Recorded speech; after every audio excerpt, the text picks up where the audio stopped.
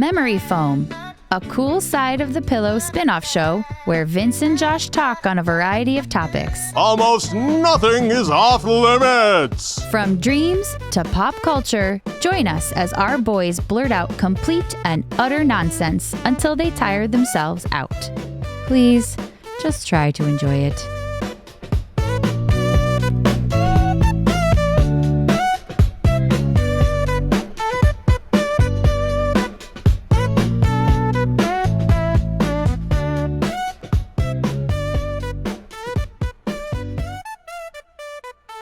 Welcome to Memory Foam. I'm Josh, and with me, as always, is my co-host Vince. Okay. Well, on this episode of Memory Foam, we're taking a brief detour from our usual antics. We're putting the jokes on pause to make room for some insights about dreams from expert Michaela of Dream Party Hotel. Yeah, we talk about all things dream-related, like precognitive abilities, lucid dreaming, collective consciousness, telepathy, and that wacky dang old dream mall phenomenon. But don't worry, we'll be back to our regular joke-filled programming next month. Until then, enjoy the episode.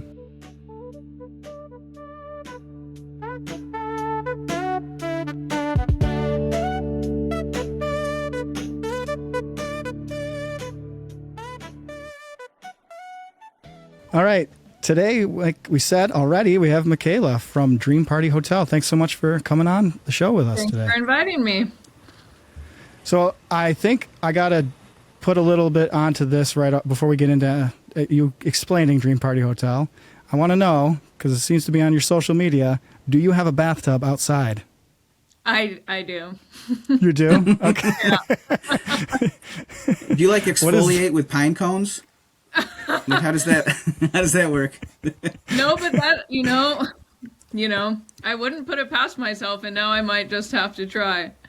Ouch. Sounds a little rough, but, you know. Steel sharpens steel, sure, what do they say? I don't know. Yeah, with AI and everything these days, I'm like, I've seen a few posts where like it's the bathtub and the trees and it looks absolutely beautiful. But I'm like, is that real or is that? Yeah. So thank you for filling us in on that. Yeah. All right, to kick it off. I wouldn't know how to go about that, making an AI fake environment, but you know, yeah, you gotta. I get it. It's awesome. So tell us what Dream Party Hotel is, what your role is. Kind of explain that whole thing to us and everybody listening. Sure. The Dream Party Hotel is, the motto I like to use is that it's a place of hospitality for your dreams.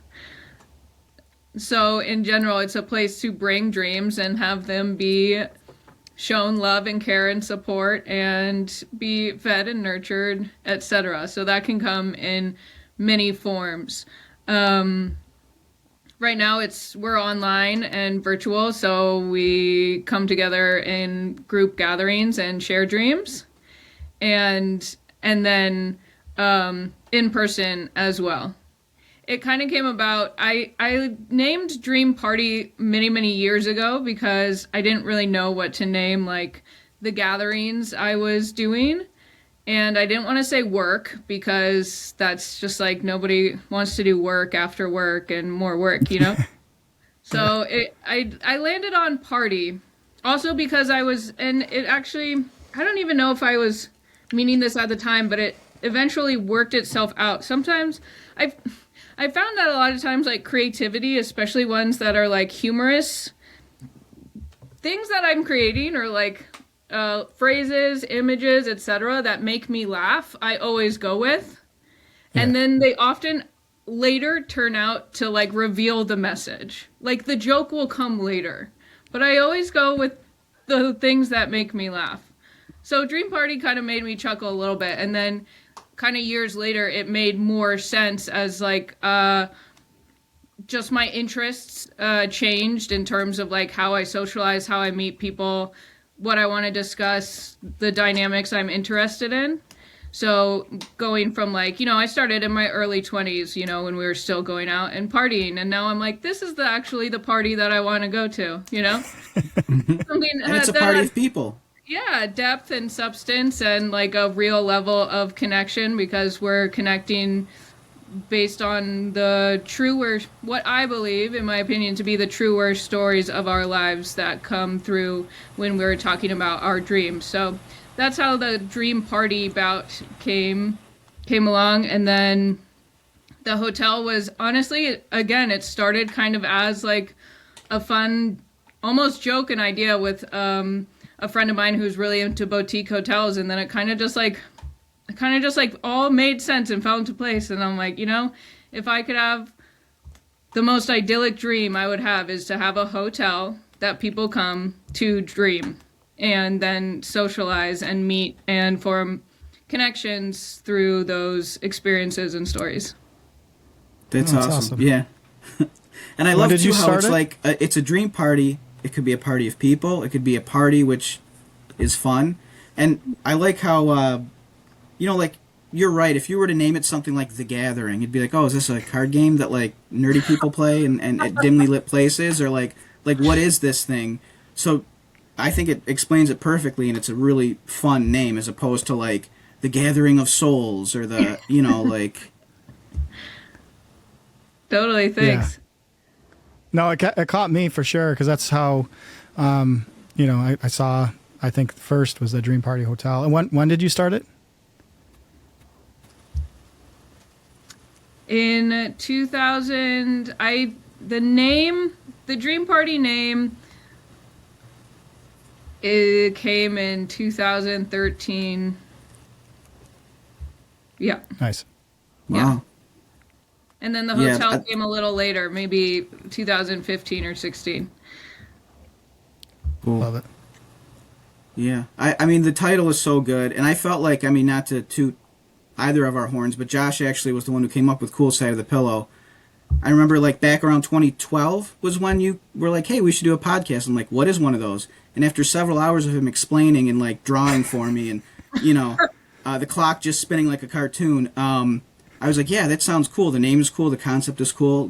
Let's go, as all the kids say. Yeah. Yeah, I love it. I think it's great. It flows well. Rolls off the tongue. Yeah. So we were going to ask as well, what credentials do you hold? I spent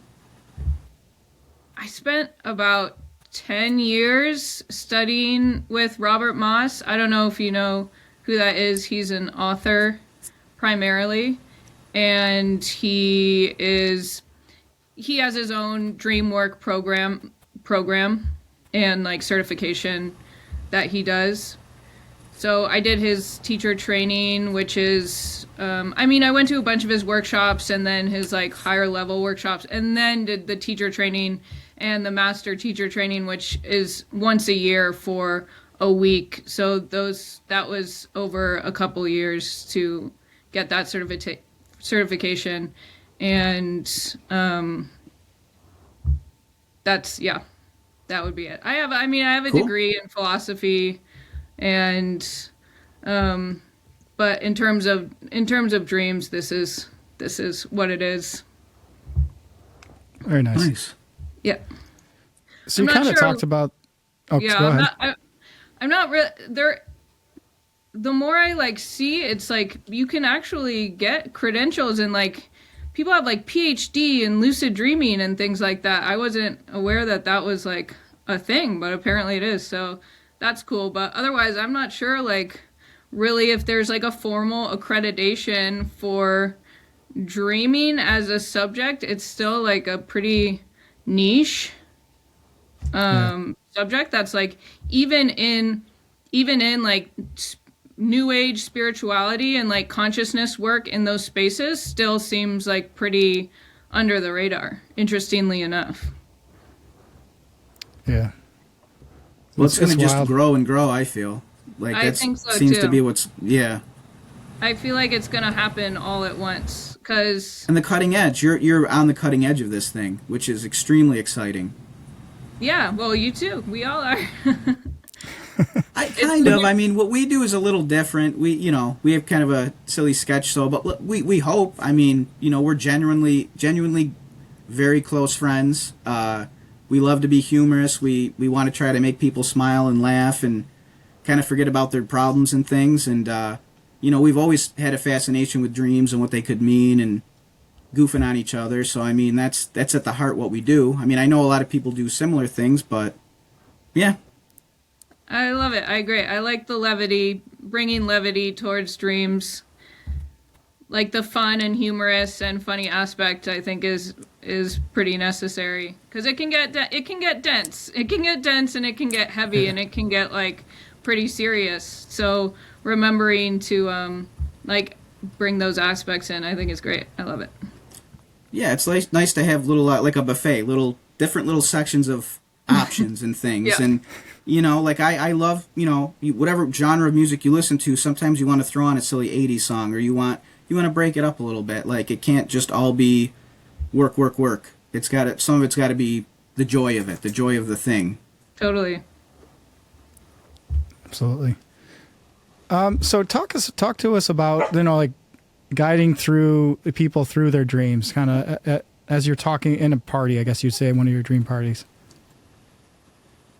Sure. So I usually ask a set of questions and then have everybody open the floor to everybody to give their feedback or their insights or inspirations, etc. on the dream. So I always start with a title, which is nice because it kind of gives the dream a personality. It gives it a container, it kind of stamps it into the world. Actually, the title is more important than even that, because you can get a lot of information from a title of a dream. It will reveal subconscious attitudes towards the experience that only the dreamer can have, and give you clues into the dream. So when you listen to a dream, you'll hear it when you do the process a couple times, because you'll hear a dream and then you'll for you, the title might be one thing, and then you hear the dreamer's title and you're like, oh, okay, that is not at all what I would have titled that, but it reveals hidden emotions or attitudes towards the dream. If the dreamer is what details are important to them, or what they're if they're feeling more hesitant about it, or more excited or joyous, or whatever it is. It's interesting, even just to hear for yourself when you're practicing yourself. Then it's always good to get feelings and throw in a future aspect to see if any of the part of the dream could be precognitive. And then getting background information, so how the dream relates to the dreamer right now, the people, places, things, environments, and also emotional themes, I think, is really important to make note of, as in if the dream is I'm late for the airport, you'd say the background information about the environment and the people and the objects, but what about being late, is the emotional theme of the dream hurry, rush, lateness, etc.? Is that a theme that's happening in someone's life? And then asking what the dreamer wants to know, which is especially helpful for long dreams with a lot of details that kind of can go on and on and on. To gain a point of focus, okay, if you could know one thing, or if you could pick out your favorite detail or the scene that's most important or most vivid for you, what would it be? And then it's a good place to focus and start with there, and then see how the other details kind of fall in based on that point of focus. Interesting. I know, because that's the fun part for how you do it versus what we do, and I don't mean to compare it, but it's you really are interacting with these people, and you really are diving in. You can ask follow-up questions, and we get the dream, they send it in, and we're like, oh yeah, you were getting chased, by turtles, and you were having whatever.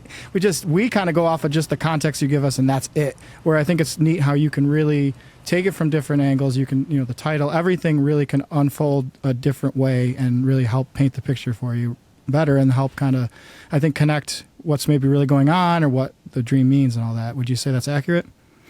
Yeah, totally. There's a million ways you can do it, and there's other questions that get thrown in there depending on the dream. Mm-hmm. A lot of the times this isn't really a question, but an interpretation trick that's been coming up recently is when I can't really figure it out, I like to like erase the context altogether and just pull the emotional themes. For example, That's like safety, innocence, rush, and something else, you know? I just made those up hypothetically. But then if you like kind of, if the context is like, you're like, I do not know how to pair these names and faces and places, like they're just not really working. Extrapolating the emotions, lining those up, and then seeing where that can fit into your life is interesting. I'm reading a book right now called Precognitive Dreaming and the Long Self by Eric Wargo. And I just started it. I haven't gotten that, but he had a really interesting tidbit, which he's like, dreams are kind of like inside jokes. Like they're matching like something just for you. It's like an inside joke for you that only you would really know, which is why like he thinks it's hard for other people to connect with your dreams sometimes. But I really liked that, and it makes a lot of sense. Kind of like a you had to be there kind of thing, and like you'll get it when you get it. Yeah. Yeah. It's probably I saw a stand-up comic recently where he was like, it's kind of like nobody else should hear dreams, and he went on this whole, it was Doug Stanhope, I don't know if you're familiar, but he just went on this whole rant about nobody should be hearing other people's dreams. And I was sitting in the audience like slowly like sinking, like I don't have a whole podcast about dreams, what do you mean? My buddy with me was like not nudging me. It's kind of funny, but I think it's fun. It's such a personal thing that you really, if you're willing to share, it is revealing. It is that inside joke that is a lot about yourself. So I think it takes a little bit of being brave to share them, to be honest. Yeah. The hope is that they're being honest with what they're dreaming and not holding things back. Yeah. Because that could mess up the interpretation, I would think. Just like decent therapy, if you're, this isn't a plug for BetterHelp. We don't have ads or whatever, but we're not lucrative yet. But like, you know, that's kind of the fear sometimes I think that therapists will have, is that you're not telling me everything, or there are certain elements I can only help you so far. So hopefully the dreamers are forthcoming with you, and they're not holding certain elements back, because it's not going to do them any help in the long run to figure out what this dream means. But I can be like, it wasn't me, it was my dream. It wasn't me, it was my dream. It's dream me. I'm off the hook. To piggyback off the whole thing of like, hopefully people are being forthcoming and you know, revealing what actually is going on in their dreams and not keeping things back.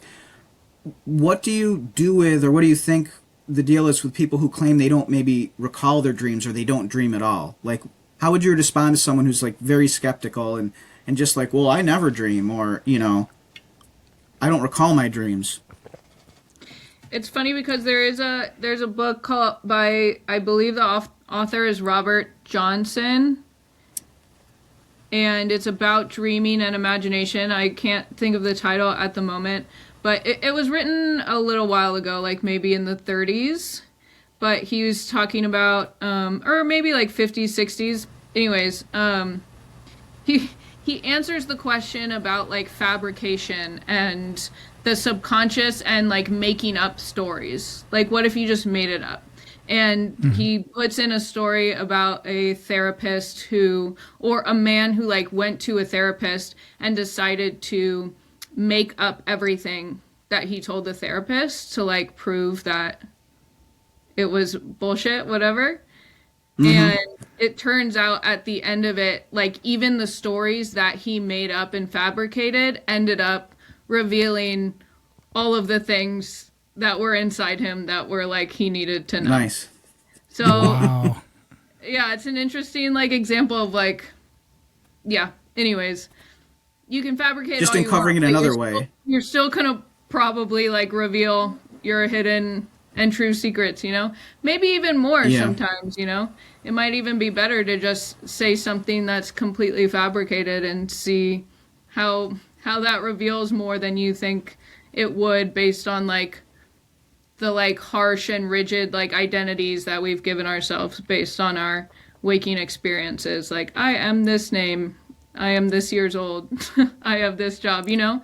The stories that we repeat and like build our identities off of are usually can get pretty flat. Honestly, making something up might be even better. Yeah, anyways, that's Jim Carrey mentioned something about that, where he lost himself in his characters and developed these characters so much that when it went back to him just being himself, he was lost. He realized, like, how shallow he was as a person, and, you know, how do I top being Andy Kaufman or, you know, any of these other crazy roles that he's had. Right.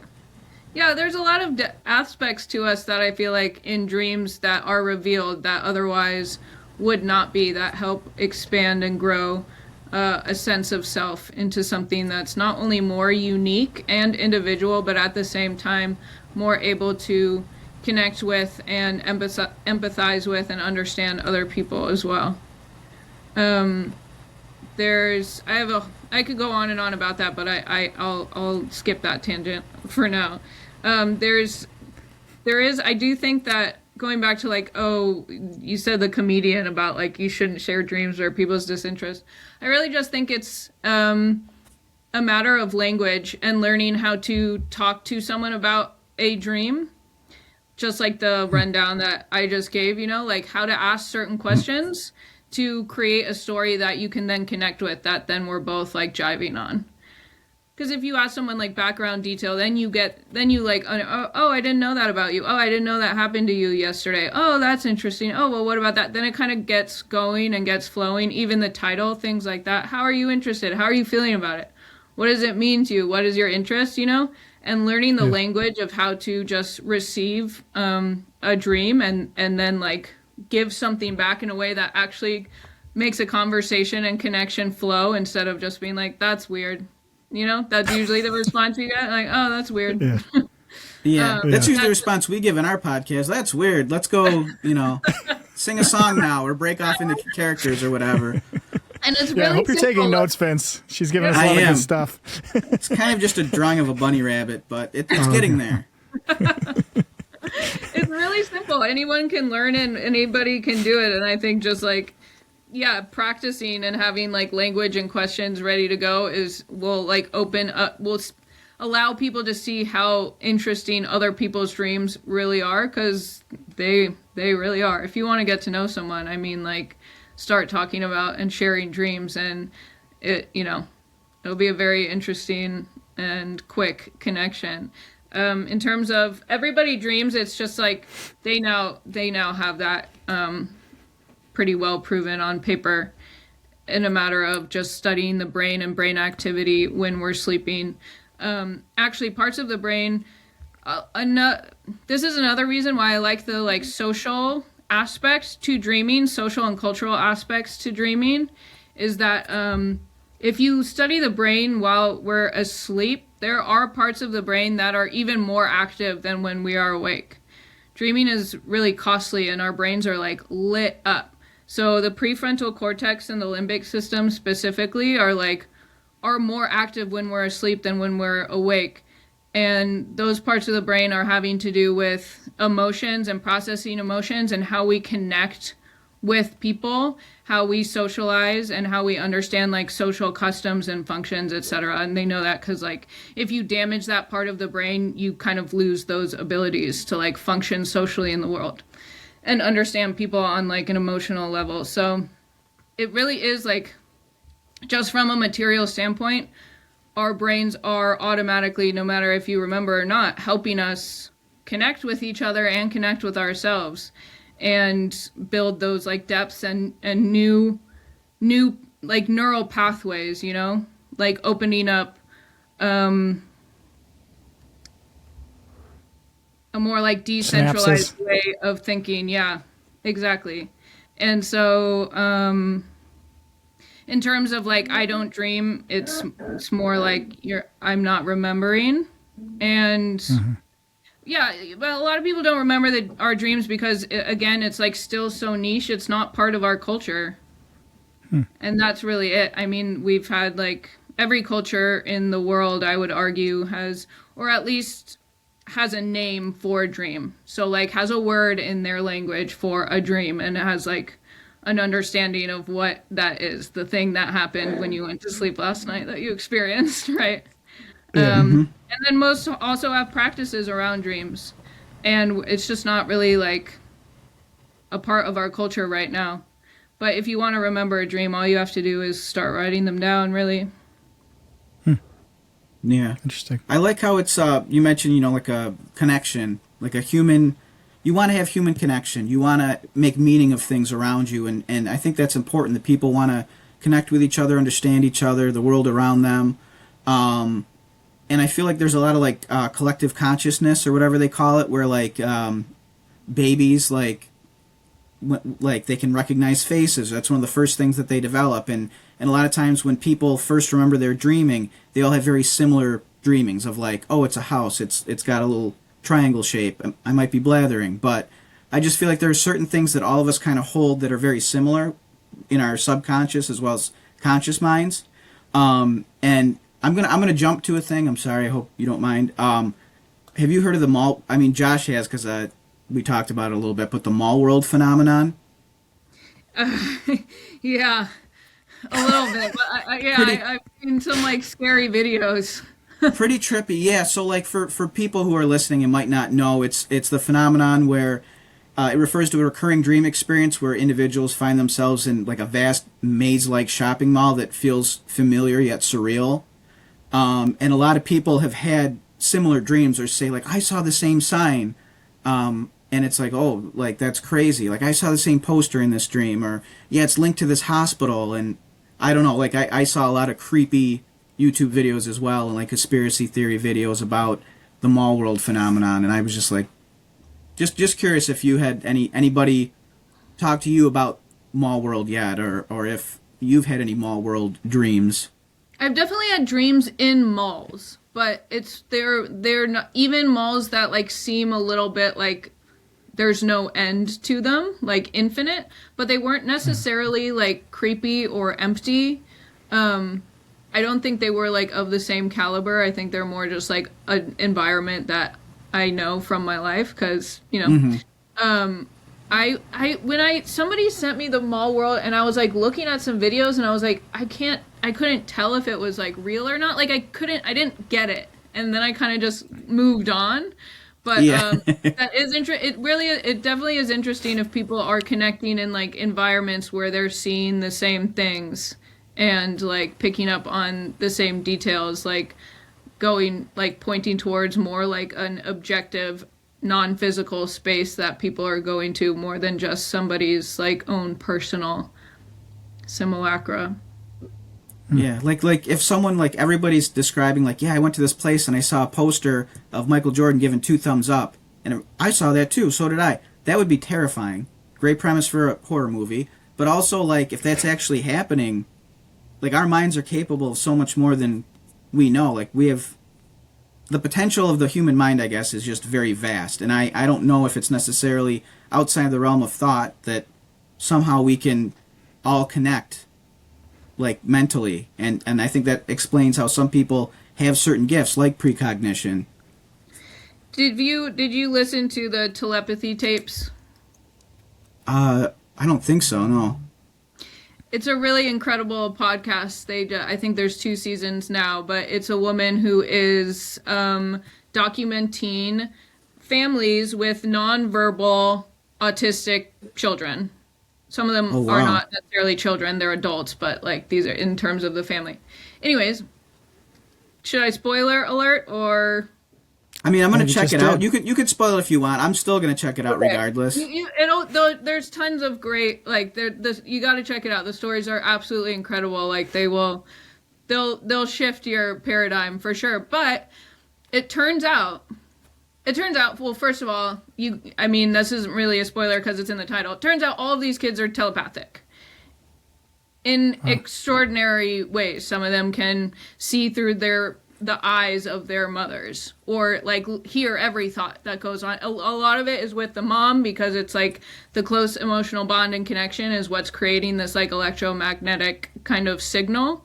But at the end of season 1, you learn that a lot of these nonverbal autistic children and young adults have basically their own like telepathic internet, and it's called The Hill. Wow. And it's a non-physical space where they all meet up and exchange information, and they all knew about it, and they don't like it's like a very, very real thing. So I do believe that there are objective, non-physical locations. I don't know if location is necessarily the right word, but for the matter of what we have, the language we have to use now, non-physical locations that are not necessarily dependent on one person's imagination, but are autonomous in their own right, and that we can all visit and connect over. Hopefully those spaces are like beneficent and not scary, endless like purgatory malls. Yeah. Yeah, that's dystopian malls. Which is like, yeah. So yeah, but of course, you know, all ends of the spectrum. Yeah, it's just so crazy. I mean, I'm certainly open to the thought that people are able to be precogs, or they can like see into the future, or speak to other people in their minds.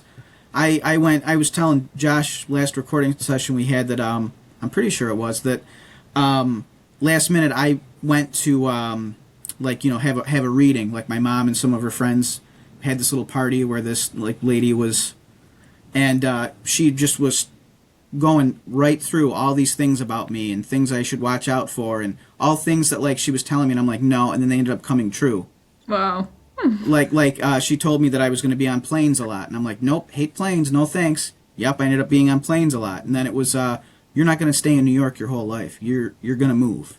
You're going to get married later in life. Like these seem kind of basic, but like she had no prior knowledge of me coming. You know, like I stepped in, it's like, you're not Monica or whoever it was. I'm like, no. And she goes, oh, okay. And, you know, so she didn't have a chance to like sneak on Facebook or do whatever else. And there were so many other things that she was telling me, like, that were currently happening. I was like blown away. It was crazy. Yeah, it's amazing to find. I love real psychics. Amazing. Yeah. I'm definitely not like psychic in those any sorts of ways, but I do think I'm the book I'm reading about precognition. It seems as though we all have the ability through our dreams to have some level of precognition. And that's a good segue. Yeah. Oh, good. Because that's kind of how we connected a little. I was just looking at, like, you know, I probably something as cheesy as like #dreams or some dumb thing like that. And it's not dumb, I shouldn't say that, but because it connected. And I saw your page, I'm like, this is, and like doing what my dreams tell me. You like, your Instagram page is really an awesome place for, you know, the dream content. And you mentioned, I think it was on your Substack, which led me to your Substack, and you had a thing about precog dreams. And one of the ones we had on our episode was the comedian Mike Knox, and he talks about his daughter having epilepsy, and he, you know, him and his wife are very worried, and that he kind of goes to sleep and he has a dream where Courtney Cox and David Arquette and him are swimming in the ocean, and he doesn't even like swimming in the ocean, and the Finding Nemo fish comes along, and then the next day they're in the real life, he's at the hospital, and then there's a fish tank with a clownfish, a Finding Nemo fish in there, and under the plaque it's donated by Courtney Cox and David Arquette. And like, he kind of looked at I just got chills saying that again. Every time I tell this, I literally get chills. And he goes to his family, I think everything's going to be all right. And I remember just sort of like mentioning that to you, and I think that kind of spun us into where we are now, being able to have you on the podcast, which is awesome. And I just wanted to get into more your interactions with precognitive stuff and some of your takeaways or revelations, all that. Yeah, I'm it's kind of like the newest subject that I'm looking into currently at the moment, and really just started like maybe two or 3 weeks ago. So I've had it's interesting. Okay. I feel like there are it like kind of is, in terms of my experience of just listening to dreams, it seems as though some people are more have more precognitive dreams than others, but I could be wrong. I might change my mind on that. And it's kind of the book I'm reading right now is kind of like, how do you spot them? Even if it's possible, like, we only really know after the fact. And so like, how is that useful? And how do we like kind of retroactively start to understand like what to look out for and not? So that's kind of what I'm learning right now. I will say that I've had some precognitive dreams. Two that have been like the most significant in my life was one where I had a dream of meeting somebody and then having a dream of somebody and then meeting them the next day. And the way that played out was that I was going to a dreaming workshop. And in the dream, the night before the workshop, in the dream, I was like sitting at a table with people. There was a group activity, and it was about pairing electrical wires. And you had to like find the person who had your right match. And if you didn't, you could get electrocuted. So there was a little bit of like a consequence to the game. Like a guy comes up to me and he's like, I have the match to your wires. Like, I know ours. I was like, okay, like, you better, Buster. Yeah. And so we put it together and it worked. Like, it was like we did the challenge. And so in the dream, I was like, wow, that was so interesting. Like, I kind of like dropped in and was like studying him a little bit. And I was like, I want to remember who this person is. So I got like a description. And I was like, what's your name? And he said to me, in the dream, he pointed to his hat that had, it had Greek letters on it, and I couldn't read it. And I asked him to say what it was. And he said the word Heyoka to me, which at the time I did not know that as a word. And, so the next day, I wrote down the description of this person in my journal, including what he was wearing, etc. The next day, we start the workshop, and like a young man, after one of the sessions, we were like, I'm talking to one of the guys in the workshop, and he asked me about spirit animals or something. I was like, I don't know, I've never really gotten into that. Like, I don't really know. And he's like, oh, to me, you seem like a Heyoka. And he said this word to my face that I thought was a made-up word from my dream, which isn't. It's an indigenous American word, but I didn't know that at the time. And I was like, what did you just say to me? Like, are you serious? Like, you know?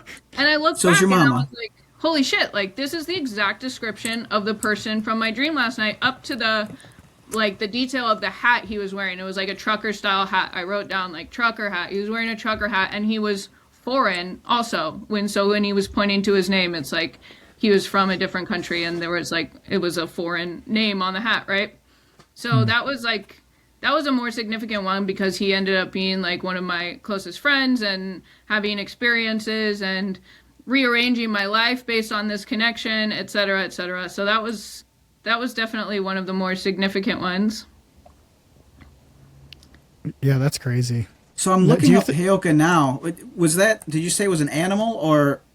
It's like an indigenous American archetype for like a trickster or a sacred clown shaman. Oh. Yeah. Okay. That's really cool. All right, guys, I'll see you later. I'm going to be looking at this. No. Do you think it's possible? Like, are you born as precog? Do you think it's something you can kind of train yourself? What are your thoughts on that? I think it's a natural ability that we all, like, it's part of our wiring to be able to pick up things that are going to happen, especially things that are significant and detrimental. Sure. Health is like accidents, health concerns, big like things like cheating. A lot of people, actually, when I did my poll, a lot of people told me that if like their one precognitive experience was about partners cheating. So like, I feel like precognition is something that's built into everybody. It comes specifically during our dreams, because when we're in our dreams, we're not bound to like a linear story of our life. I heard a quote recently that was like, life is a book that we read one page at a time. And so it's almost like, to use a metaphor, it's almost like in a dream, we're able to like turn a couple pages ahead and read what's on those pages. And so I think a lot of people have precognitive dreams that are very mundane, about things that like don't really matter. But I feel like for the ones people remember, they are actually like significant.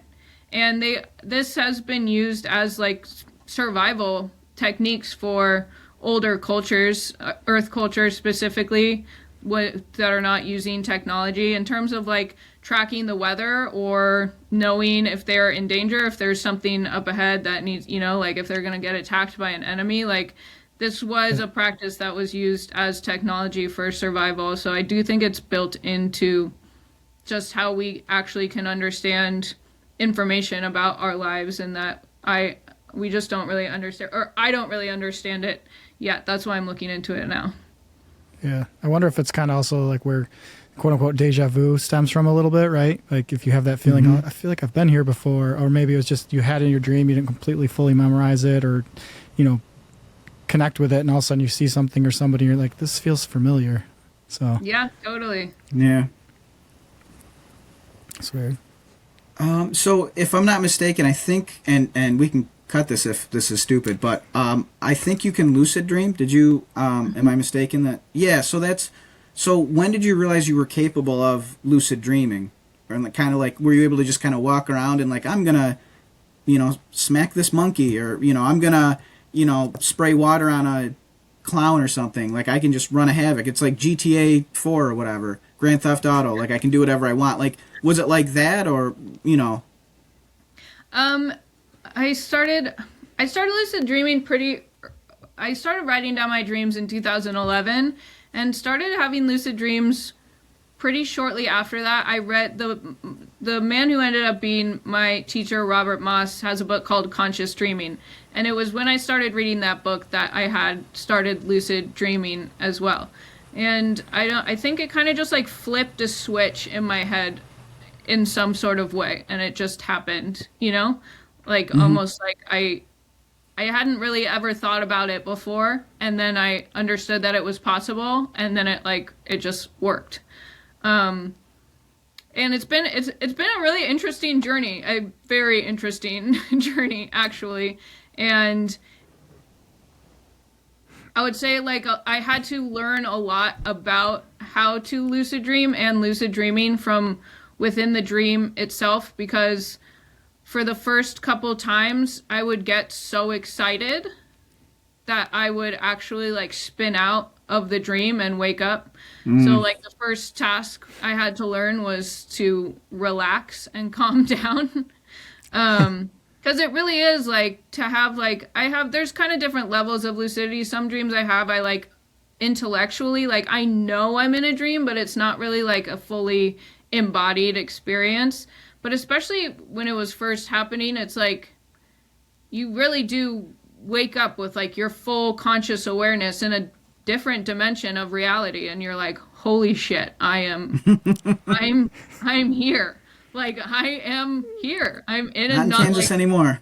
It's honestly the craziest experience I think you can have. There's no drug, no entheogen, no psychedelic can ever even closely compare to legitimately and organically waking up in a different dimension of reality and being holy shit, what do I do now? And that's so when you were I'm sorry. No, go ahead.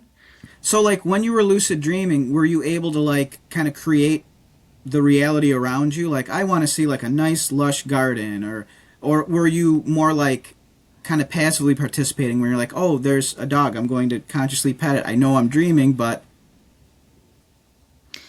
Yeah, it's a mix of both. It's funny you say dog, okay. Because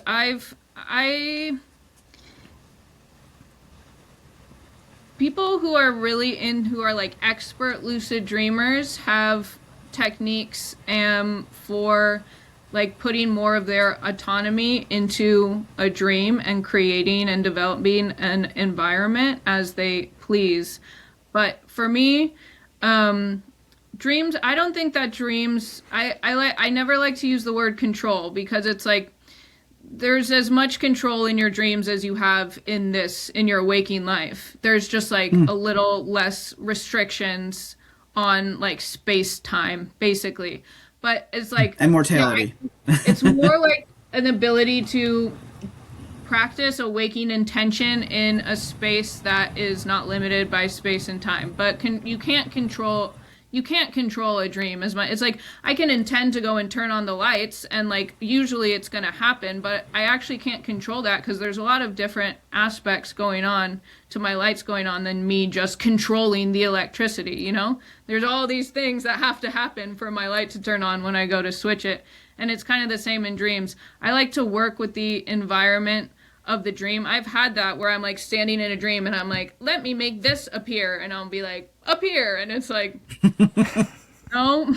You're like, okay, so it's not like, so there isn't really like, and I'm sure there's so many levels to that I don't know, you know, like how to put yourself in a correct mindset so that can happen, how to like, so people who are really into like expert lucid dreaming have like practiced a lot of these things and like created things that you can do. Like if you want to go somewhere else, like trace a box with your finger and step through it. Like they have all of these different like practices that they share, because kind of just like being like dream, like command doesn't really work in my experience. I remember once you said the dog, I was like having a lucid dream just like in my childhood home, and I was like, it was just like nighttime and nobody, and I was just wandering around my house, and I was like, what should I do? Like, you know, like it was so interesting. And I was like, I wanted to make my dog, like a deceased dog pet, appear. And I kind of like, I tried to intend that, and he kind of came through a bit like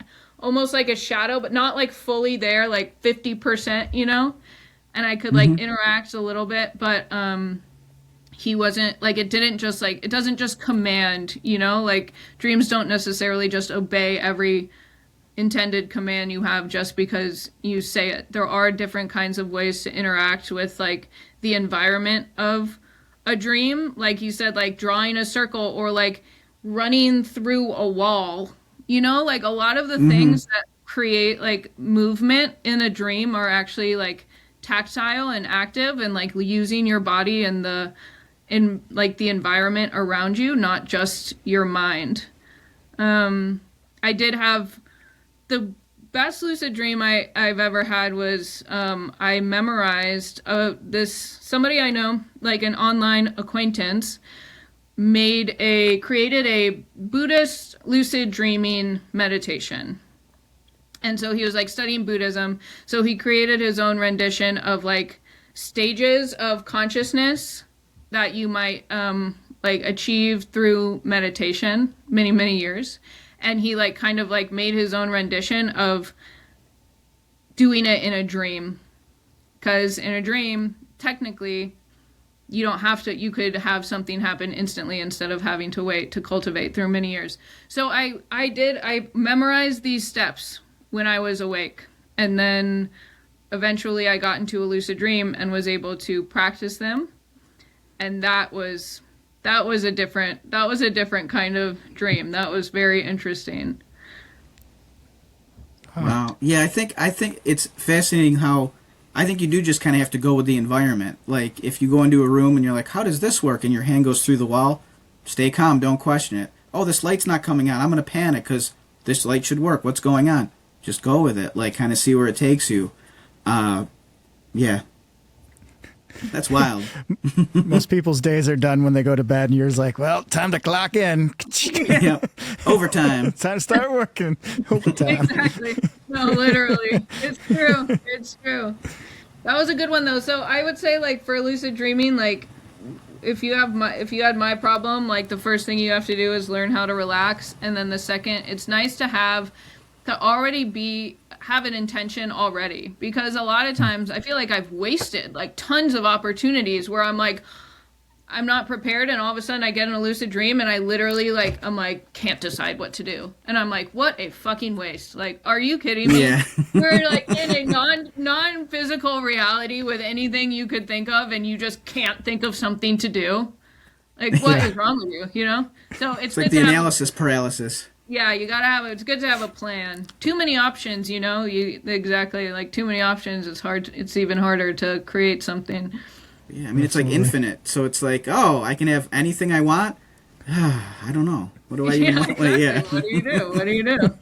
Too many flavors of ice cream. I want my hair to be 1 inch longer. Yeah, I wasted this. I had an interesting one when I was sleeping. I was at my this was many years ago. I was at my parents' house, And so I was actually sleeping in their house, and I had a lucid dream that I was just awake in the house, and it was nighttime, like everything was like the same, as if I was actually awake, but I was in a dream. And so I like wandered down to the kitchen, and then I heard my mom wake up upstairs and come down, and I was just like, is this her? Like, is it really her? Or is it like dream her? And I like couldn't tell. And I was like, all right, play it cool. Like, like standing in the kitchen casually, like she's come down, like, what are you doing? I'm like, I don't know. What are you doing? Like, do you know? Am I asleep? I'm asleep. Is it really you? Like, am I asleep? What? These kind of things. Start testing her. Wow, how about this dream, Mom? You turn into a lizard. Not gonna fool me. Yeah, exactly. Are you so for Dream Party Hotel? Do you have a whole staff? Just you? What's the setup over there? Oh yeah, it's just me. Yeah. Do you kind of hope to grow that, or are you just like keeping it, one person for all levels of the company? Oh, I would love to grow it. Yeah. It's a lot to do. It's kind of like one of those things where it's like you don't really know what you're signing up for when you're getting into something. And so playing trying to fit, I can do, you do what you're good at and what you like to do. And then there's like 1,000 other things that you have to learn on the spot, including like business admin, taxes, accounting. Indeed, like, lucid dreamer. Holy shit. Like I didn't think about this when I was like 23. I'm like, oh shit, there's all this stuff I have to learn. Are you familiar with Salesforce? Can you lucid dream? Are you a precog? 5 years precog experience. What's mandatory. your CRM? Yeah. I love that. That's great. I should write that. I should put that on my LinkedIn or something. That's hilarious. What are your goals for the future? Like any bucket list items, like either dream related, professionally, personally, like any kind of bucket list items or things you're really looking forward to doing in the future? Yeah, I'd love to create like I was saying, a hotel, but like in the meantime, just spaces that people come together to share dreams, sleep and share dreams. So have dreams and then wake up in the morning and share them, and then have programming throughout the day there's all different fun things you can do with dreams, so exploring those in groups together, but making it like highly curated, with props and set design and all of these things to make it like, extra dreamy in all different ways. Awesome. Oh, cool. Yeah.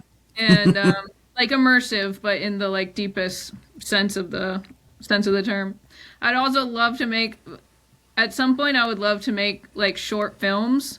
Dreams are just like, some dreams are just such amazing, like even just as they are, like little vignettes or short films that don't even necessarily have a beginning and an end, but just like drop you in somewhere and then leave. A slice of David life. Lynch film. Yeah. Yeah, exactly. David, that's what I was thinking.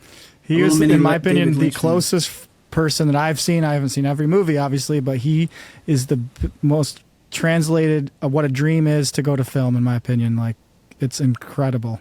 Because you don't really always know what's going on, but you still feel like you're in on it. It's how like when people haven't seen David Lynch stuff, I'm like, kind of pretend like it's a dream. It really is like a dream. What's the best? What's the best one? All I've seen is Twin Peaks, and I only recently watched that. Mulholland Drive, I love. That's maybe my favorite. That's kind of one that I don't think a lot of people cite as their favorite, but I really like that one. And that one too is almost like, is this a dream? Like, what's going on? Like, there's a switch up towards the, like, no spoiler obviously, but there's like a switch up toward the end where you're kind of like, oh, was that real? Is this a dream? Like, what's going on here? So that's one of my favorites. Eraserhead, just because it's terrifying. We saw that at the theater together, Josh and I remember a ways back, and I don't know, it was like, was it early friendship for us that we saw that? Was it you're talking at the Dryden Theater? Yeah, a couple years deep, and I was like, I don't know about this guy suggesting these kind of movies. Like, man, oh man, this was, what on earth was this? But yeah, it was good. That was also really good. I mean, so many movies that he's done are awesome. I haven't watched Twin Peaks. You have, though. Yeah, several times through. I mean, that's a special one, and it's different because it's a TV show, and then it's like was canceled and then came back, and then there's a movie side. Yeah, I mean, we could have a whole nother podcast spinning off on Twin Peaks and David Lynch type stuff. But Blue Velvet, did he do Blue Velvet? Yeah, that's amazing. Holy moly, that's one that wow, disturbing. Like, get some cartoons ready for after that one, because it's yikes. It's pretty dark. Yeah, they all have that sense of fear. Yeah, I would skip that. Mulholland Drive though is awesome, and there's another one I can't think. Like 9 Inch Nails did one of the songs for one of his movies, and I can't think of what movie it is. Lost Highway. Lost Highway, that was also pretty good. But Mulholland, if you were gonna watch one, in my opinion, my favorite was Mulholland Drive for sure. I'll definitely watch that because someone mentioned that the other day to me. And actually, Twin Peaks is about somebody solving a murder through precognitive dreams. There you go. Yep. Oh man, yeah. I need to watch it now. Yeah, no, it's he's amazing. So I just think that's awesome that you want to kind of maybe follow somewhat in that footsteps. At least in my mind, it doesn't mean that's what you were trying to do, but just trying to translate dreams or do that into film is really, really an awesome thing. And I want to get it. Let me know. I want to come watch your premiere. Oh, for sure. Yeah, totally. we'll be good friends by then. Yeah. I was in the background. I played a tree. Well, not really a tree, but freeze frame here. I played the lizard mom. I played her mom, but I became a lizard. Yeah. In that lucid dream I had that was like based on this Buddhist lucid dreaming meditation, I actually became a tree. So it's funny you said that. Oh gosh. Talk long and all enough, the trees are connected. I'm gonna wake up. That's another thing too. Like all trees, the roots, they go so far down and spread out so far, and they're all connected. There's a collective consciousness there. Like if you talk to like plants and trees and things, they can grow. They can nurture that. Like it's the parallels of like living things and things we don't think are living, and that maybe have thought and connect to others. It's wild. It's wildness. Yeah. So yeah, in the meantime, I kind of just I'm starting in my imagination and bringing that online. It's still like forming of how to present it, but like in little steps and seeing how much of it can manifest in this world little by little. So I like to write, I like to go into my hotel in my mind, in my imagination, and like meet the people who work there and write their biographies and where they came from and what they do, and then create ways that people can go into their own imagination based on these stories and like go into these environments and meet these people and interact with them. So and on and like making, I have a lot of visual artwork that I make that's like in the style of advertising, like old vintage advertisements. So like creating ads for this hotel that only exists in a non-physical form at the moment. And seeing how that like little by little drags it out. I'm hoping at some point I create so much like creative content around something that somebody will be like, well, where is it? And I'm like, you have to pay for it to be built. And they're like, I'll do it. Subliminal advertising. This is my plan. I'm a fantastic business person. I know. Inception. Like Inception. Yeah. Awesome. Exactly. Very cool. So I guess, where can people connect with you in terms of like your socials, your website, like all the plugs, I guess, right now? Like where can they find you? Or do they just sort of fall asleep and kind of call out to you with like a magical conch shell and you appear with lizards? I don't know why I'm stuck on lizards. You can try. Yeah, dreampartyhotel.com. And on Instagram, dreamparty_hotel. And those are, awesome. that's yeah. I'm mostly on Instagram. Substack too. It's Dream Party Hotel on Substack as well. But if you want to get in contact with me, Instagram's probably best. Awesome. Very cool. Yeah, you have a lot of awesome videos. Thank you. Just plugging away there and kind of looking at some of them, and it's well done. Like that's why I was like, is some of this AI? Like it's really, so it's not. So it's very impressive. Like it's really cool. Oh, thank you. Because you don't know these days. It's hard to know. Yeah, totally. I don't know. I can't tell. I mean, Josh is AI. We fooled you. No. Uh-oh. I thought it was real. I'm just it like zeros stands and for ones. something like JOSH. I'm not sure yet. I'll jot it down and figure it out. Oh, geez. Well, I really appreciate you taking the time to talk with us today. It'd be nice to circle back sometime and have you come on again. Maybe we can, follow up to all the things we talked about, or whatever you want to talk about. Yeah, absolutely. My pleasure. It was great to meet you guys. Had a great time. Yeah, likewise. Awesome. We'll keep dreaming, everybody.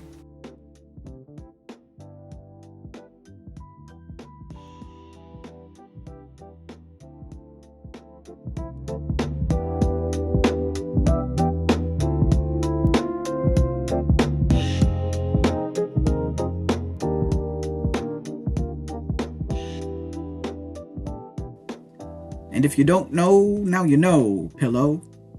Hopefully you enjoyed our conversation with Michaela. Enjoyed it? Of course they did. How could they not have enjoyed it? Who said anything about not enjoying the show? Seriously, give me their names. I want them. I need them. Vince, whoa. Calm down there, buddy. Have a seat.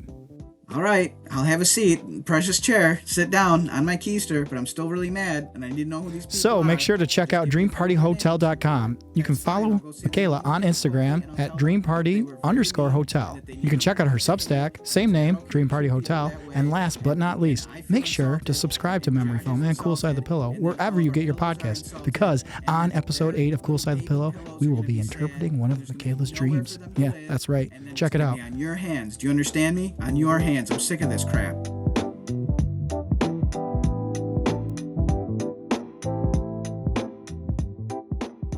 This has been Memory Foam, audio comfort for your ears.